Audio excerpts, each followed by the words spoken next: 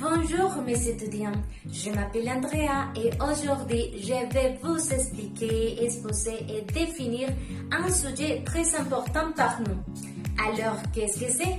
Bon, c'est le morphème, les suffixes et les préfixes.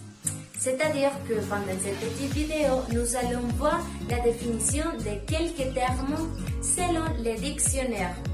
Et après des élèves, je mentionnerai quelques exemples pour clarifier l'information. Alors, vous êtes prêts? Bon, commençons. S'il vous plaît, regardez attentivement les diapos.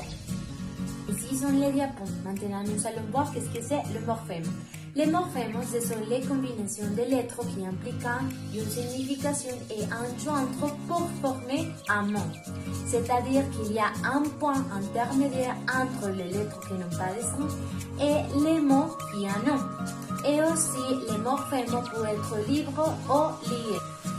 Donc, pour être clair en linguistique, nous définissons les mots morphèmes comme les plus petits éléments significatifs et ils s'y rejoindront avec le lexéma pour modifier et compléter son sens et le sens d'un mot. Alors, le lexéma contient le sens lexical d'un mot et aussi un élément de base constant, c'est-à-dire que c'est la racine d'un mot. Par exemple, chant, c'est le lexéma. Chanton, chanteur, chanteuse, chantière, c'est le morphème. Dans le premier cas, on, et us, hier sont les morphèmes qui composent un mot. C'est-à-dire que les morphèmes, il y a une valeur grammaticale et le lexéma, il y a une valeur sémantique. Alors, je dois ajouter que les morphèmes, il existe une division entre les morphèmes grammaticaux et les morphèmes lexicaux. Alors, les morphèmes grammaticaux, il est parti d'un groupe qui est fermé et limité. Il s'agit des pronoms, les prépositions et les conjonctions, et aussi de le genre de quelques mots. Par exemple, elle, tu, danse et. Alors, les morphèmes lexicaux est au contraire aux morphèmes grammaticaux, c'est-à-dire qu'ils forment partie d'un groupe qui est ouvert. Il s'agit des noms d'adjectifs, des adverbes et aussi des verbes. Il y a quelques exemples comme l'un, vite, chanter et souvent.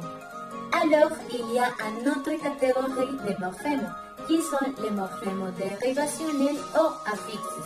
Ils sont utilisés par la création de nouveaux mots grammaticaux.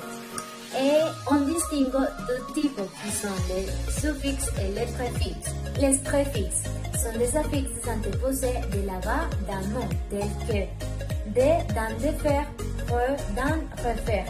C'est-à-dire que des et re sont des préfixes. Et les préfixes ne provoqueront jamais un changement de catégorie grammaticale. Et aussi, les préfixes, c'est seulement un élément qu'on place devant d'un mot pour dériver ou obtenir un autre mot. Si il y a quelques exemples de préfixes, ex-mari, demi, demi-heure, mi-temps, semi, semi-automatique, sous-exposé, vice-président. Le deuxième groupe, c'est les suffixes, c'est-à-dire que sont affixes que l'élément on le place à fin du mot. Et les suffixes pour modifier les classes et la bas del mot, c'est-à-dire au contraire au préfixe. Par exemple, man dans agréablement et able dans mangeable. Ici, il y a une liste d'exemples. Type de suffixe, des noms. Ad, h, ismo, te, sion. Promenade, élevage, romantisme, vibration. D'adjectif, hable, al.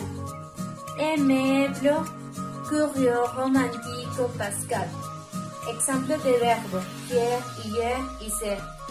Plastifier, sautiller, pasteuriser. D'adverbes, man. Aimablement, passiblement. Bon, merci pour votre attention. À bientôt.